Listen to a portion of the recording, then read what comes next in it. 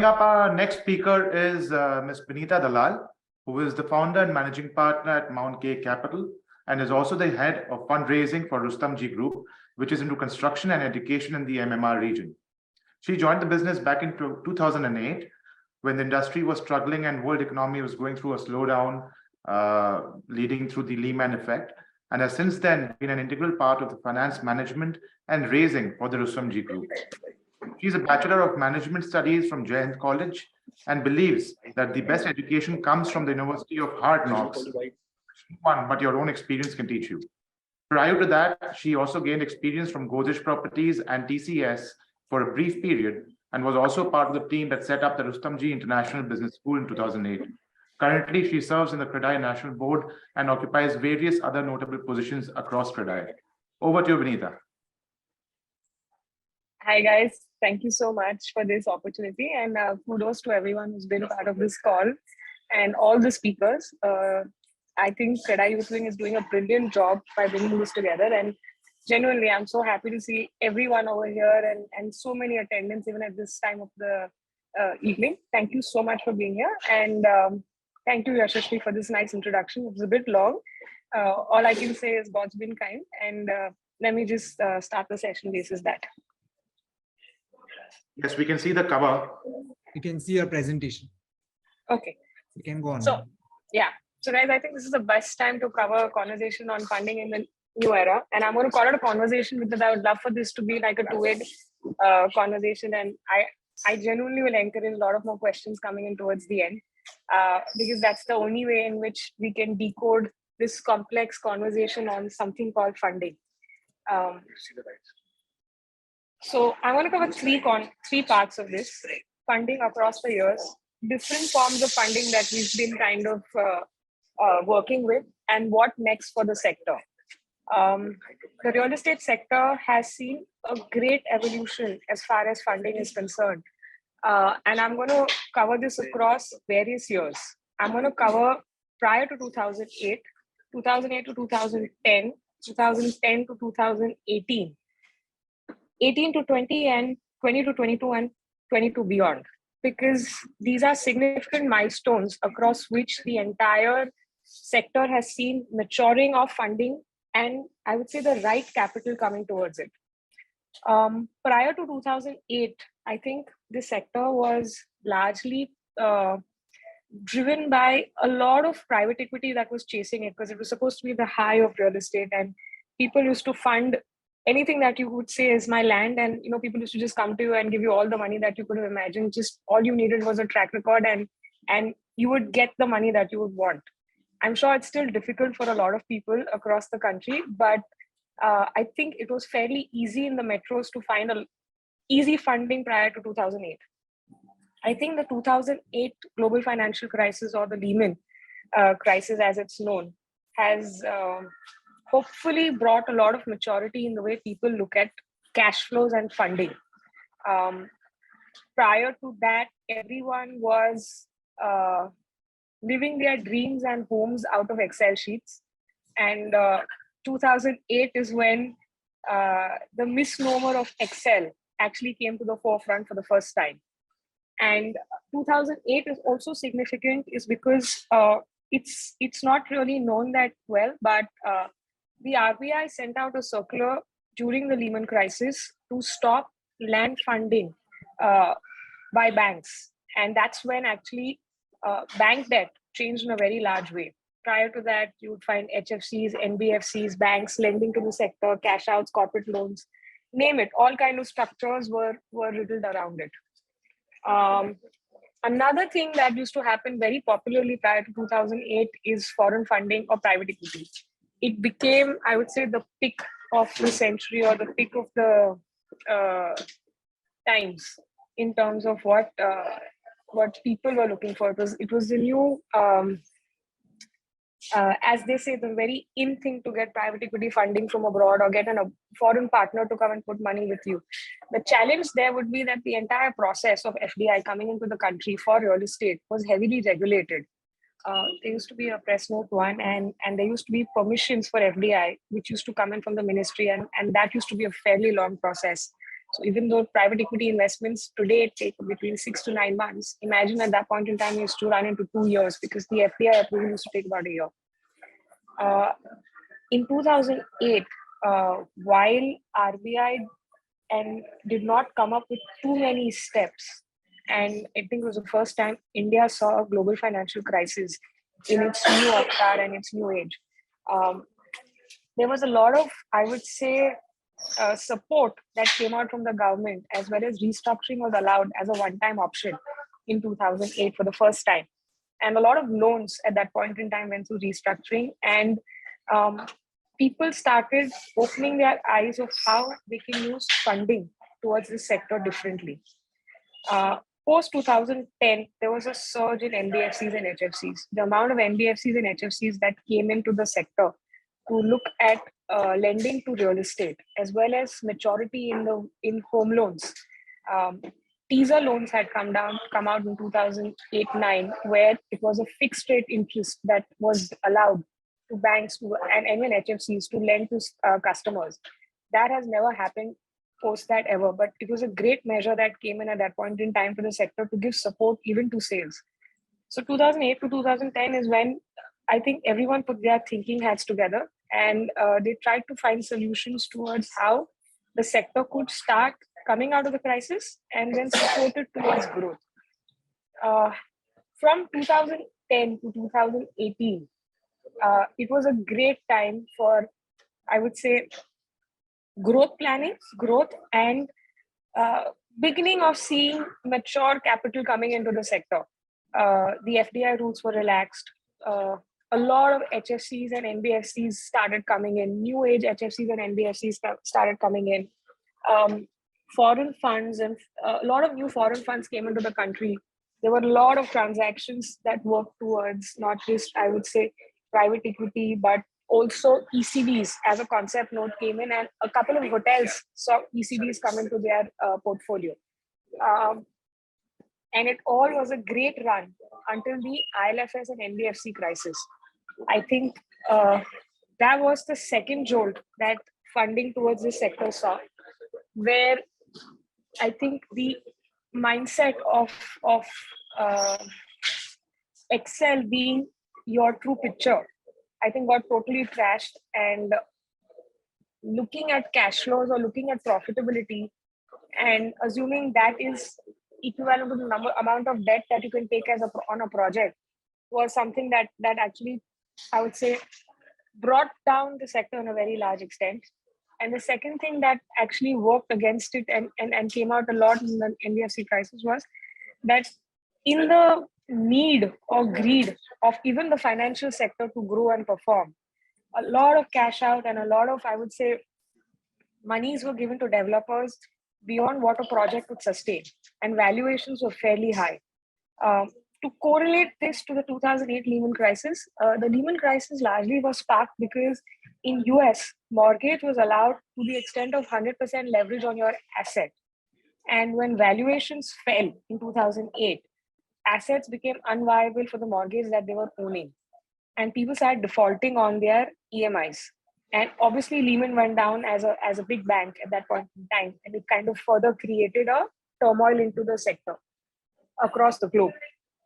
So in 2018, thankfully, and I must say the conservativeness that RBI and the Indian government maintains averted any such crisis that could have hit the sector.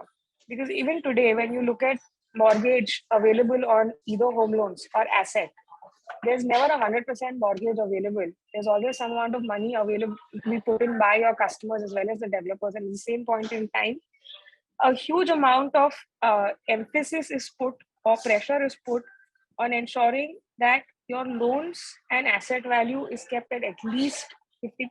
So your loan is at least 50% of your asset value. So there's a great little, I would say, buffer available in the way the regulation is drafted. But I'm sure down the line, there was a lot of differentiation in interpretation of the regulation. And that's exactly why the NBFC crisis of 2018 put out a lot of, I would say, lenders from their business. And to further add to it was the fact that NBFC when HFCs stopped to get money from banks, and that created a lot of cash crunch across the entire sector. 2018 to 2020, I think a huge amount of consolidation, not just in the financial sector, but also in the real estate sector. I think this sector has seen the toughest of all between pre-COVID and post-COVID. And I can only say that while consolidation is always looked as an evil, um, at some point in time in life, instead of holding on to something, it's better to take a call and move ahead. Whether it's on the lender's side, or it's on the developer's side, or it's on the customer's side. The more we erode a decision and we erode the timing of a decision, either to let go of an asset or for a lender to let go of its debt, the entire sector suffers. And it only erodes the end value of the asset in the hands of the customer, because at the end of the day, only if a project is completed is when everybody in that value chain will get back its money.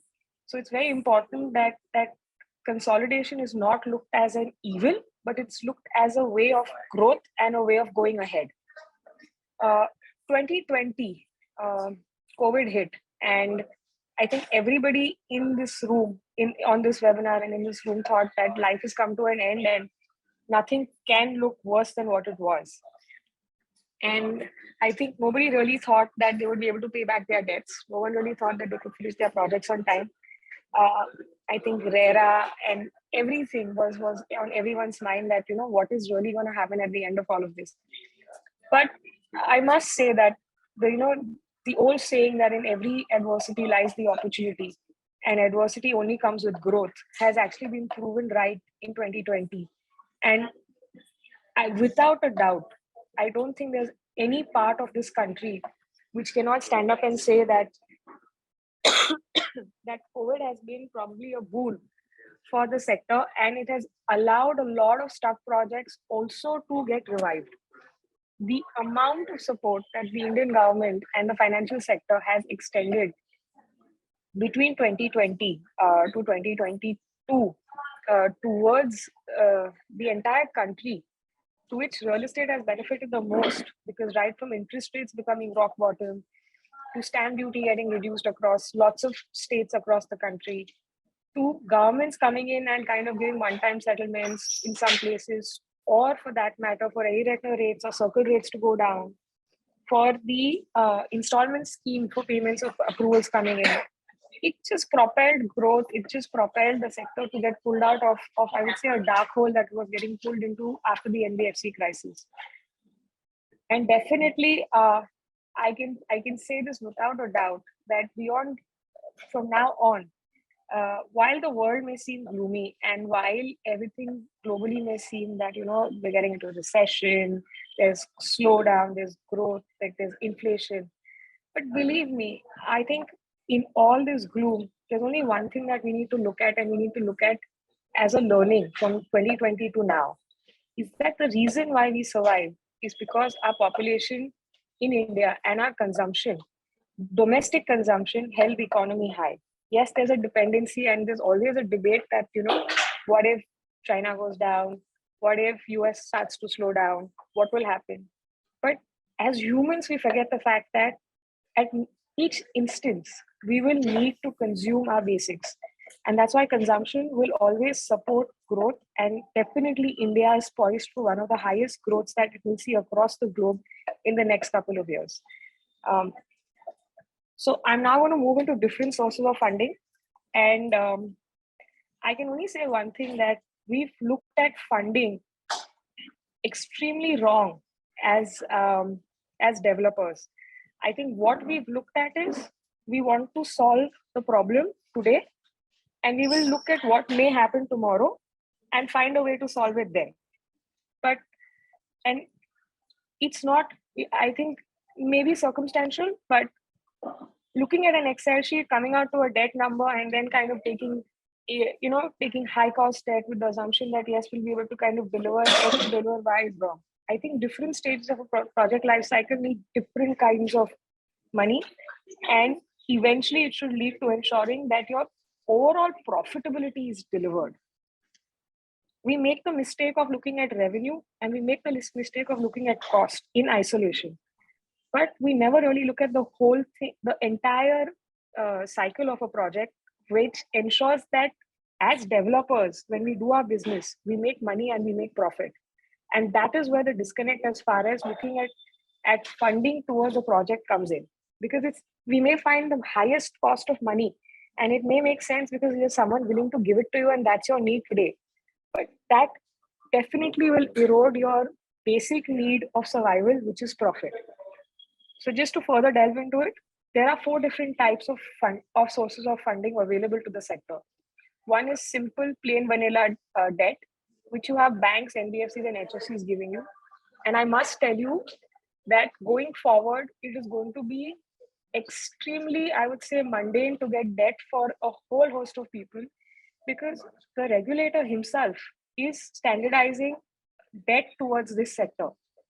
There's a lot of impetus in making bank funding, NBFC funding, HFC funding extremely, I would say, regulated, extremely simple. So you will only be able to go to them for taking simple construction funding and nothing more. So debt as a market will definitely shrink in times to come because residential projects traditionally do not need debt once your land and approvals are funded. It would be a drain on a residential project to further support it with debt once you fund it for land and approvals and you can start work. Because if you can sell, there is absolutely no need for taking bank funding or any kind of debt on an asset because then you are just adding further burden to a project which doesn't need it. So that entire piece as a source of funding in times to come will become extremely obsolete.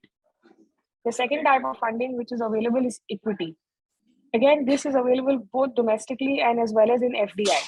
But today, the domestic market for equity funding, with regulations simplified at SEBI for AIFs, as well as for the maturity available as investors in this market, has gone up so high that this is becoming a primary source of funding our assets. Today, with RERA coming in, you cannot sell until you don't get your approvals. To add to it, the RBI's regulation says, and banks and HFCs today are not willing to give you your money unless you don't have a RERA registration. So with this double whammy, equity is taking more prominence than debt across the sector. And to find solutions to this, where Indians, Jugaad is our primary survival and it's in our blood. I think if anything that we were all born with is we were born with Jugaad. So everyone in the financial sector got together and came up with a structure for which allows, I would say, equity funding prior to approvals. And it has been happening for a fairly long amount of time, but it's been extremely expensive. But today, I think people have got mature to understand that funding up to approvals also needs to come to a bracket of affordability. Otherwise, everyone will only sit on a large portfolio of assets in NCLT and in liquidation, which they have seen due to various crises across the years for funding at extremely high prices. So a new vehicle called AIFs has come into the market and everyone is now coming in to kind of start lending in equity up to approvals for the sector. And this is something which is going to change the game and change how funding towards this sector has started to look at and how financial players are looking at this sector. The third type of source of funding that's available is in the public market. Last 2 minutes. Yes. Oh, wow. Okay. I'm done. Yeah, I'm not, it's fine. The third type of funding available to the sector is public markets. And I think IPOs and SPACs are going to gain a lot of prominence in this sector. IPOs and SPACs are largely for large players in the country who are placed out of metros. And that is going to be another, I would say, opening for large players to look at to raise money. IPO would need probably another hour of a session, which if Abhishek ever organizes, I would love to attend it, not speak about it. And lastly, I think pension funds and ECBs will come in a very large way for this sector. And I can say this because globally, anyone that you speak with wants to look at investing into India, and largely pension fund and ECBs are looking at coming in over here. I'm just going to add a range of cost towards these different modes of funding. So banks and NBFCs and HFCs are probably at a today they lend between 11 to about 15%, depending on the developer and depending on the city. It's an extremely, I would say, if I may use the word, bad way of differentiating lending to the sector. But those are the rates in terms of how banks look at debt funding towards the sector. Equity is between 17 all the way to 23 towards the sector. And lastly, it comes in because this is the money that goes in prior to approvals. So it's an extremely risk-bearing appetite money. That's why this comes between the bracket of 17 to 23. IPO and SPACs are probably pure equities, and no money is ever free. You don't have a free meal anywhere. So IPO and SPACs also come at a cost, but those are equity costs and long-term patient capital where people are willing to take the ride with you and allow market to give them the return. Last is ECB and pension funds. I think if a developer is able to crack money from them, the depth of this pool of capital, as well as the ability to grow with the lowest cost of borrowing is I would say unmatched. I don't think there would be any better pool of capital in terms of its structure and costing than an ECB and a pension fund. Okay, so what next? Recently, there has been a change in the regulation as of 31st September or 30th September 2022, whereby HFCs and banks will not be able to lend towards projects until you have the approvals. In fact, there was a further amendment prior to that where banks were banned from, as of 31st March 2022, and where banks were banned from, I would say, lending towards approvals to the sector. So those were two major, I would say, shifts in policies that have happened, which only brings forth what the regulator is trying to do, which is dividing the lending towards the sector into three different buckets. Risky capital coming from equity sources, medium risk capital, which is up to approvals, coming from probably AIFs, and I would say the last part, which is your least risky capital coming from banks and HFCs. A lesser known fact is HFCs and NBFCs are today moderated by RBI. So going forward, it's going to be extremely tough for them to kind of fund to the sector in structures which are non-bankable, and with the biggest lender to the sector getting merged into a bank, I think the capital coming to the sector, which was earlier available, whether it was for acquisition or approval through HFCs and NBFCs, is going to reduce. So what is it that is actually going to change the way capital is going to find its way into the sector? Like I said, AIFs are getting formed by most lenders. Kotak has made a very large AIF with ADIA. HDFC has a very large platform with ADIA. And also ASK, Motilal are one of the prominent AIFs across the country who has started coming in and taking largest shares towards lending to the sector up to approvals. And Motilal, for that matter, lends to cities across the country, even the tier 2 cities, and has actually very little transactions in Mumbai, because they have worked with a model where they're able to get money to the sector and the smaller cities of the sector. So this is something which is going to change the way the sector will receive money. The market has definitely matured. I think as developers, we have all realized that we need to look at our Excel sheets differently. And I definitely hope that we start moving to a profit protection and a profit performance model rather than a revenue performance and a revenue delivery model.